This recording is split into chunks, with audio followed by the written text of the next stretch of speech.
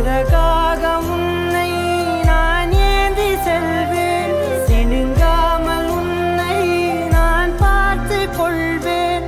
ஒரு கோடி இன்பங்கள் உன்னை பார்த்த நொடியில், நான் வாழும் நாள் மட்டும் நீ எந்த மடியில்.